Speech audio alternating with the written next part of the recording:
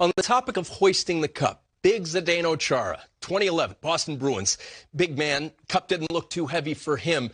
We are going to welcome in Nikita Zadorov, who already has won the press conference. He spoke on Zoom, Boston Bruins media, Boston Bruins fans, very excited about some of the things you said. First of all, congratulations on the deal.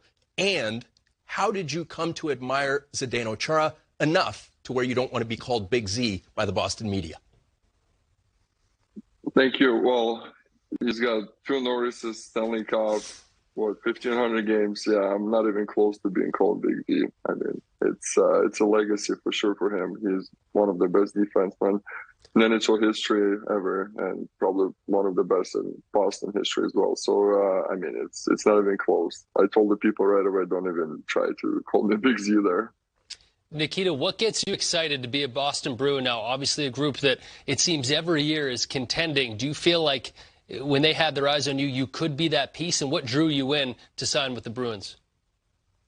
Yeah, I mean, like I said on the conference, when you talk around the league, you talk to the guys about the teams they play and everything, and you always hear good things about Boston. Their culture inside the room, the culture in the organization, it's always win or nothing, you know what I mean? So for me, for sure, to put myself in the best position to win the Stanley Cup, that was the main reason I signed there.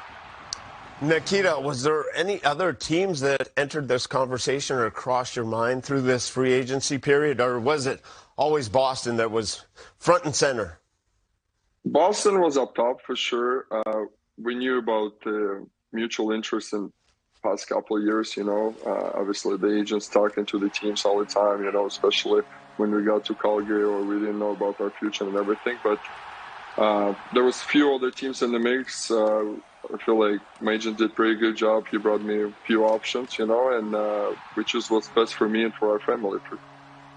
You mentioned family there, Nikita, and oftentimes it's not just one player. Picking where you're going to play, it's got to be a good feeling for you. And has it set in the fact you're on the East Coast, you're in Boston, travel's easy, you're not in Vancouver, Chicago, Calgary, Vancouver, the traveling's really tough. You're going to be home more. Is that something that was also appealing, go to the East Coast? I mean, we live in 5-star hotels and fly private. I mean, wherever.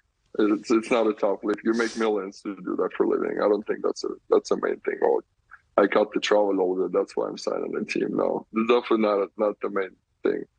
I was a little soft, so for me that's a big deal. Maybe I was never wanted out west anyways. That Zoom, you won over a whole lot of people. Very charismatic, very genuine, much appreciated, your personality. One thing that we heard was that when Vancouver played in Boston this year, you and Lindholm joked, quote, this would be an awesome place to play together. And then today happens. Your reaction to that? Only one thing I'm not appreciated, it's your tie and your shirt collar. So that's the only one thing I don't nice. Throwing some shade.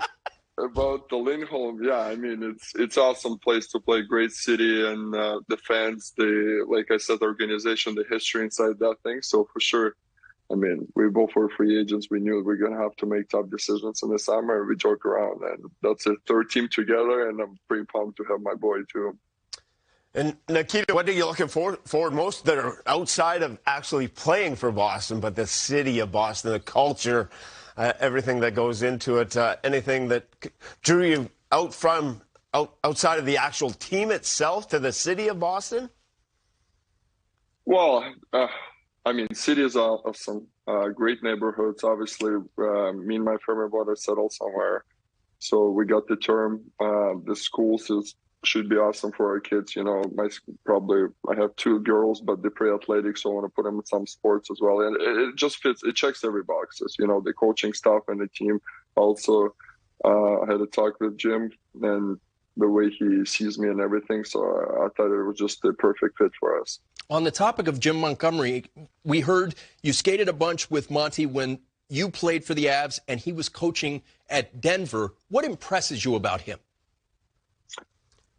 He's an unbelievable person to talk to, for sure. I feel like the first impression is great. And I watched pretty closely the Leaf series this year and their series against the Panthers. And the way he talks about the players, the way he treats the players. And, I mean, you can tell, like, the guys love playing for him. That's the main thing, you know. Like when you want to go out there and go kill somebody for your coach, I think that's the road to success as well. My road to success includes wearing black and yellow when you're on the show from now on. Thank you for joining us. All right, thank you guys. Our pleasure.